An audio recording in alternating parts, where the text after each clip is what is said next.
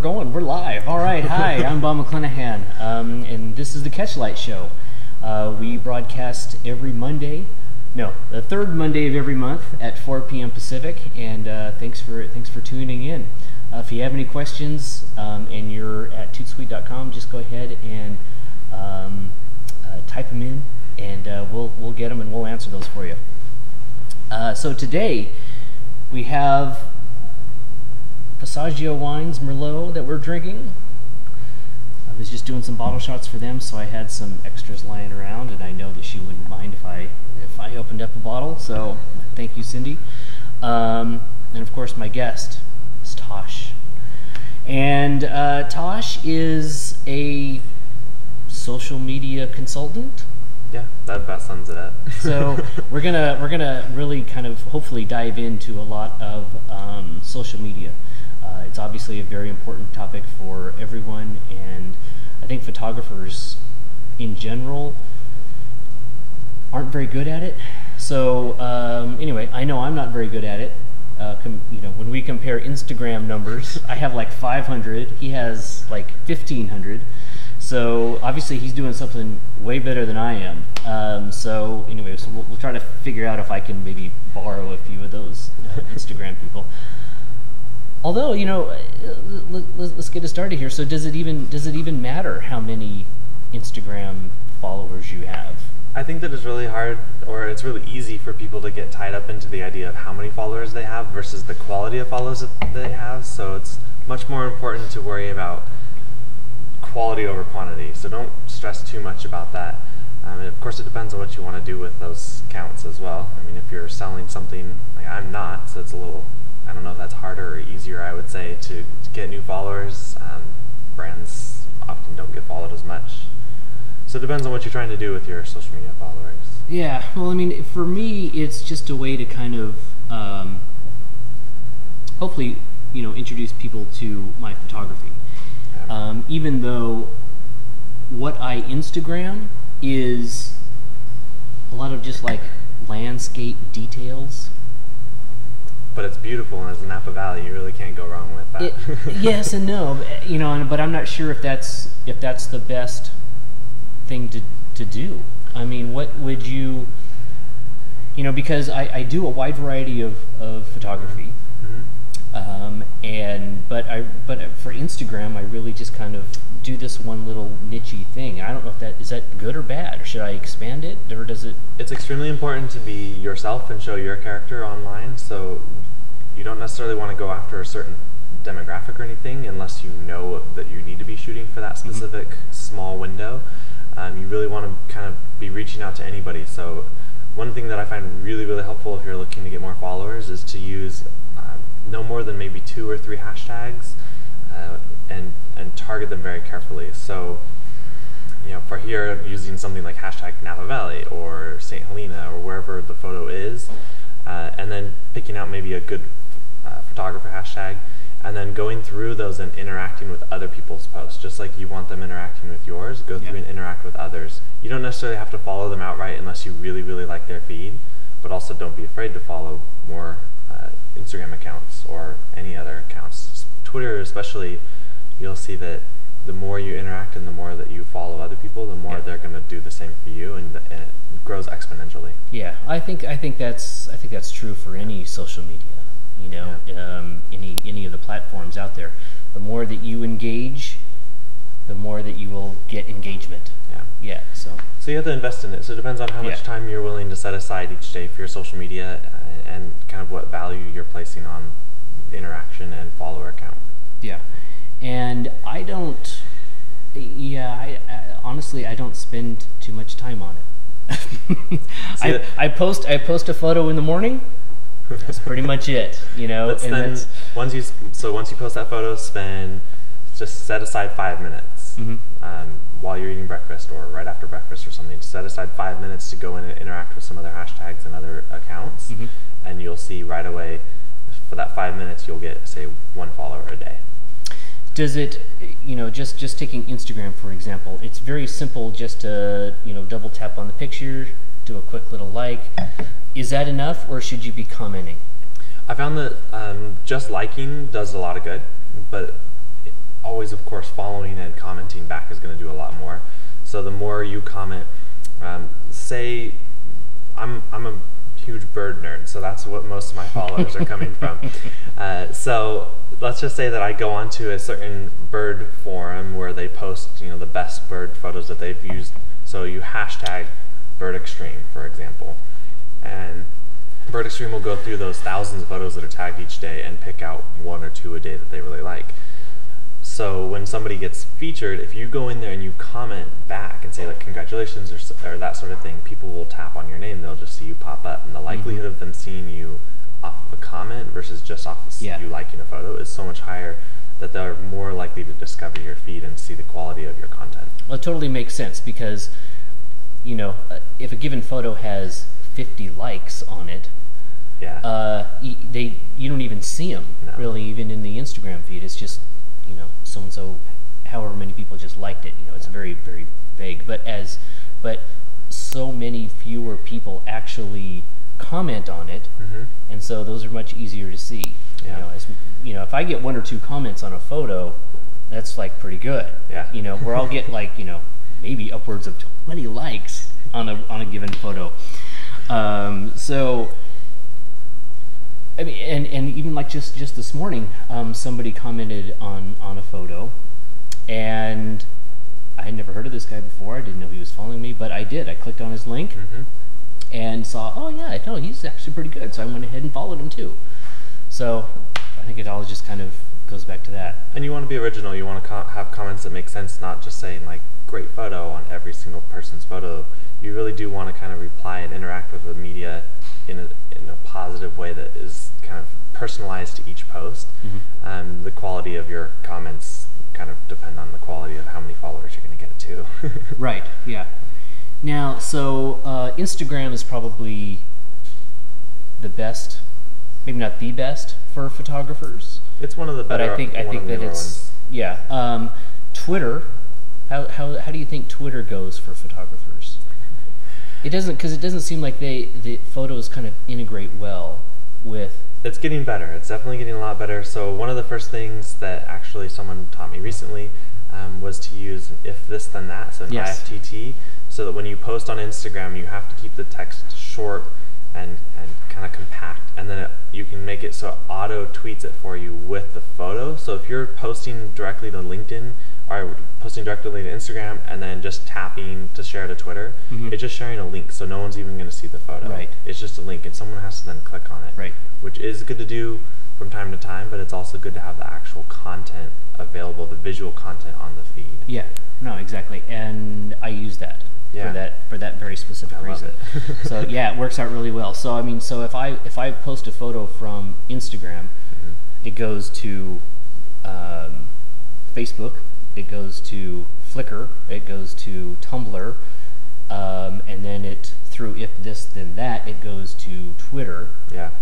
And then I'll actually take another step, and just because it's out of old habit, but take the link of the photo and then post that onto Google Plus. Do you remember Google Plus? There you go. Yes. It's super important for businesses to be a part of Google Plus. It was, but more and more it seems like that is becoming just a non-issue anymore. I think they're just splitting that up, and I don't think that's going to go anywhere anymore. But I know for a time, obviously it was very important to be on Google Plus because that helps your SEO. So it still does do a lot, but you have to be active and you have to have original content on there. It's important. I like that you have all of yours set up to auto post, but you have to be careful to at least set some of them up to post differently. So I don't know about you, but I don't like Facebook hashtags. I get why they did it, but I don't think anyone actually wants to see them. So if you're auto posting directly from Instagram to Facebook and there's too many hashtags too often, people will catch on really quickly. And the hashtags aren't all that useful on Facebook, so you're not getting much benefit out of them. So maybe people don't click on do it that way. Well, honestly, for me, I've had my hashtag is hashtag Napa. There you go. Napa Valley. I just do hashtag. Napa's a special place on Instagram that during the summertime it erupts with a whole nother I have clicked on that, and it is not Napa Valley. It is, yeah. No, there's a lot of party pics. Yes. That obviously go on around here. So when you actually do search for Napa, no, it's an island. You get a Napa's an island off. Oh, you're talking about Greece or something else. Yeah. Oh, not Napa's just. a whole nother place. Oh, okay. So #Napa, you do not get Napa Valley content. That's why Napa Valley is such an important hashtag over Napa. Okay, good to know. Yeah. So Good to know. A little detail. So a tip there: use iconosquare.com. Never heard of it. If you go to Iconosquare, How do you spell it? just I don't know, ICO. Just Google it. Yeah, Okay. yeah, she's got it. So Okay, Iconosquare, what it does is allows you to measure your statistics through Instagram. So Twitter has that built into it, so you can see your follower rate and and all your average likes and all those sort of things. Same with Facebook if you have a Facebook page, but Instagram does not have that tool. So Iconosquare allows you to measure and actually see who's following and unfollowing you, and where comments are coming in, what's successful, which hashtags are working the best for you, etc. It measures all of those statistics. Okay. So then what you can do is type in a hashtag like #Napa, and it will show you not only content for #Napa, but also what longer hashtags are being used as well, and the count of posts per hashtag. So #Napa Valley would be the next option there, most likely, because it has a very high follower like and post like. Okay. And so you would see that that's actually a more successful hashtag to be using. Okay. Or use it as an alternative. Okay. So starting tomorrow, look for #Napa Valley. Do you do much with SEO and that sort of thing? I haven't done much with it myself. Okay. I just don't have the skills, and building those skills is a whole nother game. I'm just trying to learn my social for now. So no, not really. Yeah, so one thing I did since the last episode was build a new website. Yeah. And I built it using Squarespace, and I like it. It looks great. It works well. It's cheap. It's easy. It looks great too. Yes, and you can all check it out at napasphotographer.com. And the issue is, though, I'm worried that my SEO isn't really very good, because I have numerous issues, and I'm not sure how to really kind of deal with that. So I'm gonna have to get an SEO expert on here and just kind of talk about that a little bit. But because I have my main website is like bobmcclenahan.squarespace.com. That's the actual website. So then I have bobmcclenahan.com being forwarded to it. I have Bob's Bottle Shots being forwarded to it. I have Napa's Photographer being forwarded to it. And so I'm not sure exactly how that's all getting integrated. Plus my site is obviously very heavy on photos and very light on text. So that's something that you would benefit from, is creating or getting someone to help you create a short blog. Blogging is really good. Well, I do blog. Onto your website. Yeah. That helps a lot. Yeah, I do. But it's not very good. So we'll figure that out. We'll work on it. But I'm really just kind of. But if you type in Bob McClenahan into Google, then you'll get to me. However, if you're a little more generic and you typed in portrait photographer Napa, I'm not anywhere. I'm like third page. I'm in dead man's land. So, and I even was paying for Google Ads for a while, thinking that would get me up there. But even then, TJ Salzman, he's on top no matter what. And so for some reason TJ knows what he's doing with SEO, because he is always just like the top ranked photographer. There's a lot of different techniques. No matter what you search for, he comes up. So the man knows what he's doing, but unfortunately I can't get him on the show. So anyway, so how often should you be posting? It definitely depends on your follower base and kind of what they're wanting, and on the content. Of course, you have a lot of good quality content, so it depends on how much you have available at your fingertips. I would say Instagram, if you do this is another thing Iconosquare is really helpful for. It shows you when people are interacting with your comments and your posts the most. So you can see, so I figured out that for my follower base, because some of it's on the East Coast, some of it's on the West Coast, which you may have more West than East. Yeah. Where I think a lot of mine are actually East Coast. They have better birds back there. So I found that posting early, like 8 a.m. is really good for me, and then about 3 o'clock, I think I'm catching the 5 o'clock traffic kind of thing then. And so commuters are browsing the social media more then. Yeah. So it's really helpful to know when your content is being interacted with, and if you kind of see 2 spikes that are working, then use both of those. Whereas Facebook, you may only want to post once a day, but you could actually post more on Facebook. Just the main thing is don't post back to back to back. Give it time, at least Instagram, you need at least an hour to 3 hours, preferably. Facebook about the same. Twitter, it can be every 15 minutes. Yeah, you know, I post in the morning, and I notice there's a little spike there as far as activity goes, and then again, I notice another little spike in the evening. You know, for Pacific time, evening. So I always try to, if I'm gonna post multiple times a day, once in the morning, and then once at night. Yeah. You know, because I think for the most part, the people that are viewing my stuff are other wine industry people. Yes. Which is great, which is exactly what I want, because those are my those are my clients. So you know, I've noticed that there's a lot more business people that log in first thing in the morning, it seems, or on their way to work. You know, as they're driving up Highway 29, they're checking out the Facebook or whatever. So, and again, like all afternoon, it's dead. It seems I see a lot of people posting, but not a whole lot of interaction.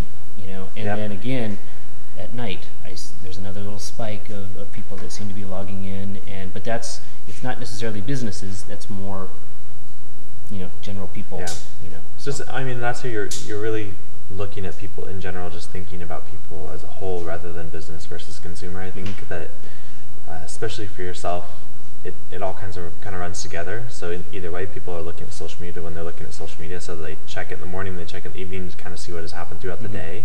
Lunch seems to be a complete dead zone, which you would think people would be. I don't know. On my lunch break, I sit around and look at social media, but I guess not a lot of people do that.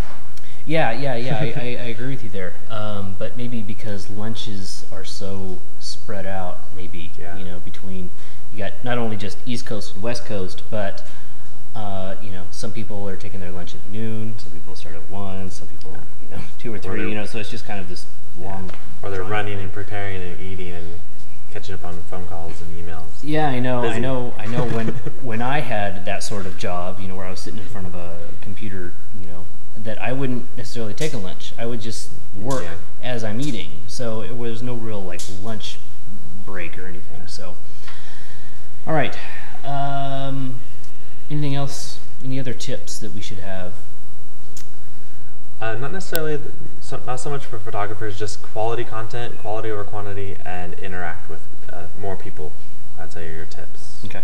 I think that really is what it boils down to. I think that's good advice. I call it follower mining. We have a question from the online audience. Yes. And they asked, since you're doing a video show right now, what are the changes in video that you're seeing in social media, and how is that evolving? I think that really short video content, that's a really good question. So short video content has been really powerful, as we've seen with Vine, where when Vine first came out, I kind of laughed it off. It was like, really? A couple second long videos, no one really cares. I was working with a big commercial shoot this week, and they were talking about how they actually have some more short videos coming just for Vine specifically. So video is getting more and more powerful. Quick Twitter tip though with videos: if you're posting especially a Vine photo or something, or Vine video or something short of that sort, pin it. If it's pinned, it will autoplay in people's feed as they scroll past it in their feed. What does pin mean? So on Twitter, not Pinterest. No, you pin it at the top of your Twitter page. So if someone were to go to your actual Twitter page, they would see that post stuck at the top of your page. Even if you tweet after that, it would stay at the top of your feed until you unpin it, or until the next time you pin a new post. So basically, every time you post a video, pin it on your Twitter wall, on your Twitter feed. That way, it autoplays for people in their feed, and then the next time you tweet a video again, it will unpin the previous one and pin that new one. So it's a way to get your video to play automatically. Oh wow, interesting. I've never heard of that before. Does that answer the question okay? Yeah, I think so. But again, YouTube is pretty much king for video. So, and I think that if you want to be, I think it really helps to be on YouTube in some way. For photographers, it's not easy unless you do a video sort of podcast, once a month, so that you can. Because with the hopes that there's a lot of content being produced, but it's all being done on YouTube.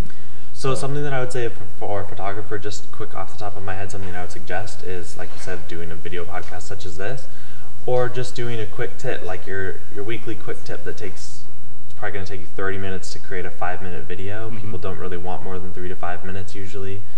Goldfish attention span is better, so the shorter the better, and just have that quick tip. I know that when I search for something, I want a quick short video that just gets right to the point, shows me a little, like we're going to learn in a minute, how to photograph something like food, just a few quick tips and move on. And I did want to, it was a great segue. However, I wanted to talk about Meerkat. Have you heard of Meerkat? No. Okay, so Meerkat, it's just kind of like come around in the past week or so. But you basically can embed live video into your Twitter stream. Okay. I forgot what the time limit is, but it's not very much. But anyway, so you can just sit there and just live tweet whatever you're doing at that moment, and it appears in your Twitter feed as a live video. Could be useful. Sometimes. It could be useful, depending on. I can see it going poorly. Oh yeah, no, of course, that's how the internet is. But anyway, so those sorts of things, I think, I think could really work and could actually benefit photographers. Like you said, I mean, if you just did a quick little Meerkat of, instead of, Instagramming, a picture, which is what I often do when I'm on set. Is Instagram a picture, this is what I'm doing, check it on Facebook and so on. But if you could do like a little Meerkat-y sort of thing, and people could actually kind of, well, obviously it's slightly more interactive, because you can kind of look around and kind of do some things. But anyway. Know what tools are at your disposal and be creative with how you use them is really what it comes down to. Do something a little different. Don't be afraid to try something that someone else isn't trying. Ask anyone under the age of 18, they laugh if you have a Facebook page. You're old if you have a Facebook page. Yeah. Facebook is going to have a hard time keeping up, as we've seen with them spending billions and billions of dollars on apps that make no revenue at all. It's because they're trying to stay relevant with something like Instagram or WhatsApp or Snapchat, etc. Right. Yeah. Do you use Snapchat? No? I'm wondering. I can't get into it. Yeah, I tried. I don't know. I guess at some point you just kind of have to just draw the line. Yeah. As for a brand, it's one thing, but you really do have to approach it differently that way. Though it's a whole different mindset than personal, and it can be really powerful for brands if it's done correctly. Yeah. All right, so we are almost out of show, but 2 or 3 weeks ago, I was doing a food shoot for a local restaurant, and you had asked me, how do you shoot food? Yeah. So, and I told you that it's very, very simple. But it seems easy to mess up too. No. Well, the hardest part about shooting food is not the lighting or the equipment or anything else. It's making sure the food looks good. Yeah. And some foods look good naturally. Some foods don't. If you take like a Mexican dish, beans, rice, lettuce, a taco, it's all just kind of blobs on a plate. Yeah. It ain't gonna look good. Or soup. Soup is really hard too. Yes, that's another thing. You basically have to drain out all the broth so that just the noodles and vegetables and meats are just kind of on top. Yes, casseroles never look good. Like a lasagna, they're really, really hard to shoot. Well, a burger ends up flat most of the time. And burgers, so again, it's more about styling the food. than it is about photographing the food. Yeah. And plus, there's some things about. Can I walk and talk? So here we are. I have brought my wine with me because just naturally I bring my wine with me wherever I go. So this is a very, very simple setup as far as food photography goes. So camera on a tripod. I have a 90mm macro lens on here. We'll pretend this is our plate of delicious, beautiful food. Backlight. So it could either be a window if you have it. You know, a large window behind you is awesome, but if you don't have that, then you can use just a big old softbox if you have it. But the key, I think, is these. It's a poster board that I have kind of scored and cut in half so that they will easily sit here. And you just place them both on either side of the plate, you know, something like that. I know you can't see. And then just shoot through right on through. And so, and then I have. What is the idea between using the poster board on either side like that? It basically is cutting down on the contrast. It's lighting everything fairly evenly.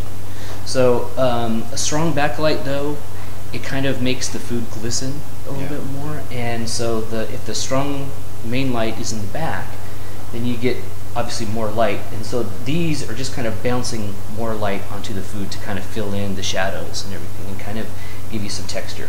So this setup right here will get you 90% of what you need to do. It's just extremely simple, and depending on the client's needs, you can shoot.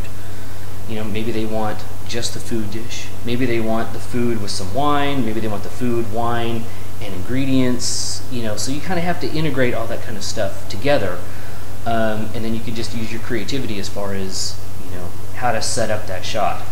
But for most of the people that I shoot for, they just want very simple close-ups of the food. So I don't have to worry about color coordinating the napkins and the tablecloth and to the food, because they, you know, all those colors have to, you know, kind of mesh together. You know, so again, I mean, this will get you 90% of the way there. And you know, maybe there's a client who says, "Oh, I want the shot from above." So okay, so you can use the same lighting setup. You just have to figure out a way to get your tripod up high and shoot down. There's been some cases where I've been able to take the legs off the table, so the table's on the floor, which makes it much easier to shoot that way. So, and then again, you know, clients, they usually don't know if they're going to want, you know, horizontal or vertical pictures, so I usually take one of each. Slightly different, you know, how it's kind of framed and so on, but because you never know exactly what they're going to do with it. Sometimes they'll even just crop it into a square so they can put it on Instagram. So it really just kind of depends on what they want. So again, very simple. So now we're going to head on back. Okay. Here we go.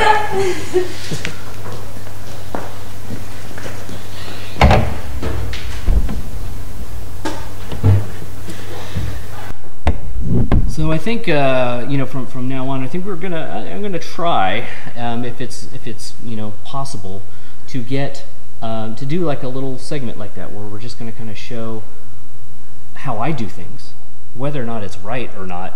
Yeah. You know, that's totally up to you. But it works for me, and you know, and oftentimes, you know, I've done it enough where that I've maybe got it down. I'm not a total 100% food photographer, but I've done it enough where I can, you know, I can get the job done when needed. So, that's it. Why don't you tell people about your website? I don't even have a website. You don't have a website? I haven't had. Tosh Media Consulting does not have a website? I've built a better part of it and just never launched it. Oh my gosh. Okay, That's so the thing about being busy. so how can people find you if they want to, you know, maybe hire you? Not that you have time anymore, but my social media handle, yeah, I have a full-time job coming up, so my handle is ToshGiles, and that's on everything. So Facebook /Tosh Giles, Instagram, same thing, Twitter, same thing. That's the best way to reach out to me. He's actually a really good photographer, and he's a really good friend, and he's also, well, he was my assistant on a few shoots, but it sounds like he's moved on, so I'm gonna have to find somebody else. But anyway, cheers! Thank you for joining us. Thank you for joining me on the show. Again, napasphotographer.com. You can tune in on ToutSuite every third Monday of the month, 4 p.m. Pacific. I guess that's it. Thanks for joining. Thank you.